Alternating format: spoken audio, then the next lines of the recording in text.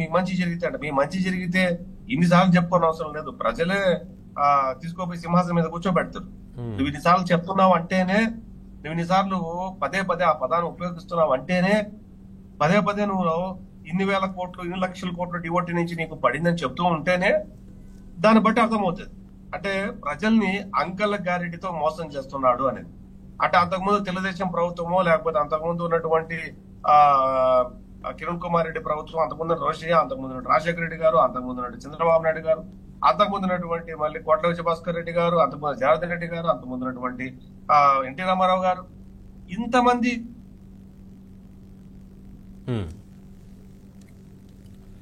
ఎవరు రాజశేఖర రెడ్డి గారు కూడా సంక్షేమం చేయలేదు, ఎన్టీ రామారావు గారు సంక్షేమం చేయలేదు. ఇప్పుడు భారత ప్రధానిగా ఉన్నటువంటి మోడీ గారు ఏ సంక్షేమ పథకాలు అమలు పరచలేదు. ఈ దేశంలో ఏ రాష్ట్ర ముఖ్యమంత్రి ఇప్పుడు గాని గతంలో గాని ఎప్పుడు అసలు సంక్షేమ పథకాలు అమలు పరచినట్టు, వీళ్ళు ఏదో కొత్తగా అమలు పరిచినట్టు దాని ఏదో బడ్జెట్ లో పెట్టినట్టు మాట్లాడుతారు.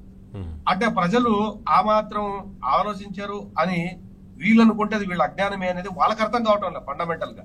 అరే గతంలో మాకు ఈ పథకాలు వచ్చాయి కదా, గతంలో నా కొడుక్కి లేదా నా కూతురికి లేదా మా కుటుంబం. ప్రాబ్లం ఏంటంటే గత ప్రభుత్వాలు ఇంత పెద్ద మొత్తంలో అడ్వర్టైజ్ చేయడం కానీ, ఇచ్చిన పథకాల గురించి పెద్ద ఎత్తున ప్రకటనలు మళ్ళీ కొత్తగా ప్రారంభిస్తున్నట్లుగా ప్రతి సంవత్సరం బటన్ నొక్కే కార్యక్రమం పెట్టి సొంత మీడియాకు పెద్ద ఎత్తున 100 కోట్ల రూపాయలు ఇచ్చే రకంగా ప్రకటనలు చేయలేదు కదా గతంలో ఎవరు.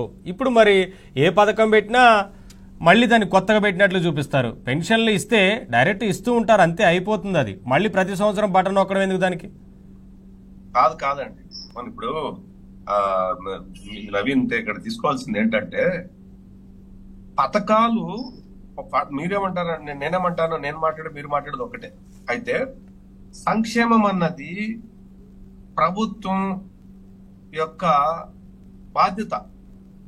అది కేంద్ర ప్రభుత్వమైనా రాష్ట్ర ప్రభుత్వమైనా.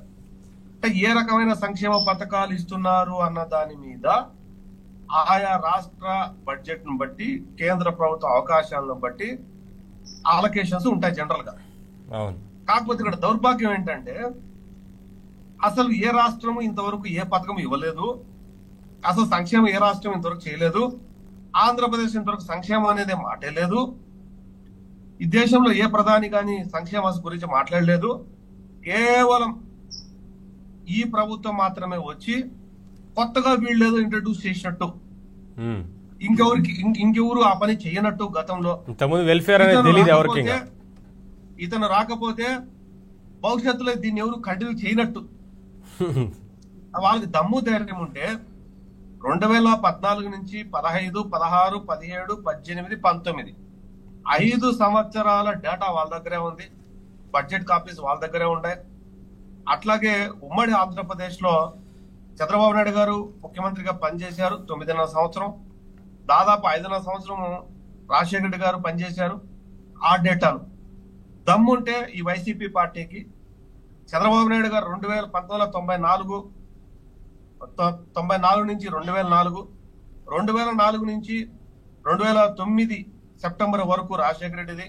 అట్లాగే 2019 నుంచి 2014 నుంచి 2019 వరకు, 19 నుంచి 24 వరకు కంపారిటివ్ లో బడ్జెట్ ఎంత, రాష్ట్ర బడ్జెట్ ఎంత, ఇన్కమ్ ఎంత, ఆదాయం ఎంత, సంక్షేమానికి ఎవరెవరు ఎంతెంత ఖర్చు పెట్టారు, ఆ సంక్షేమానికి ఖర్చు పెట్టిన తర్వాత కూడా ఎంత అభివృద్ధి కార్యక్రమాలు జరిగాయి.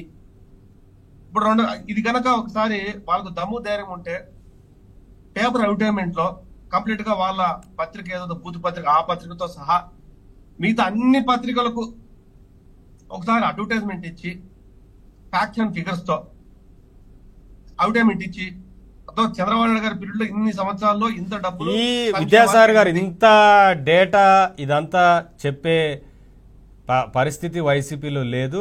పైగా వారు ఇచ్చిన డబ్బుల కన్నా ఇవాళ అప్పులు ఎందుకు అన్ని రెట్లయ్యా అనే ప్రశ్న ఇవాళ ప్రజలందరిలో ఉంది. వారు చెప్తున్నా అది కూడా కాదు నవీన్. పథకాల కంటే పథకాల ప్రచారానికి పెడుతున్న ఖర్చు ఎక్కువ. మరి ఇప్పుడు 2 లక్షల చిల్లర కోట్లు ఎంతో ఖర్చు పెట్టామని చెప్తుంటే 11 లక్షల కోట్లు అప్పేందుకు పోయింది?